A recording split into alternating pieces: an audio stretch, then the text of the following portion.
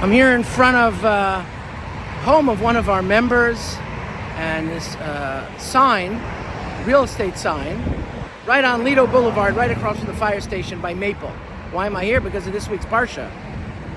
The beginning of the Parsha, the Torah tells us, right after enumerating the names of the children of Yaakov, that Bnei Israel paru v'yishritzu v'yitzmu v'yarbu b'ma'od ba'od, that the Jewish people multiplied greatly, and then it says v'timalei ha'aretz osam, and the land was filled with them.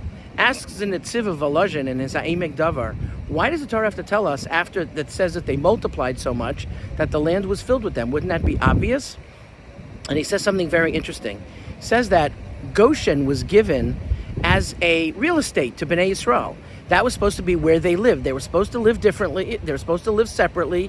They're supposed to live in a way that the values of the family of Yaakov would not be influenced by those outside of them. They were idolaters, and they worshiped pagans and had values and behaviors that were antithetical to the way that Yaakov and Yosef wanted the children to be raised. And yet, the Netziv of Volozhin says that's not what happened. But Timalei ha'aretz osam means that they were living everywhere.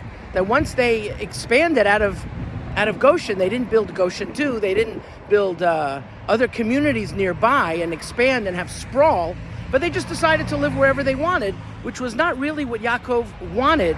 He wanted them to be separate. And we know this, says the Netziv in his commentary, because the Jewish people were living all over the place, that they had to put blood on their doors so the Malach would know who was Jewish and who wasn't Jewish. Because it would be easy. Wouldn't they just say, okay, don't hit Goshen, and everybody else you can get? But there were family of Yaakov that were living outside of Goshen, that had moved outside of Goshen.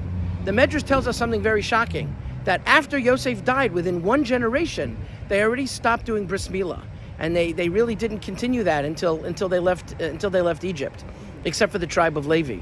That's shocking, and we have to keep that in mind when we think about real estate, when we think about where we live.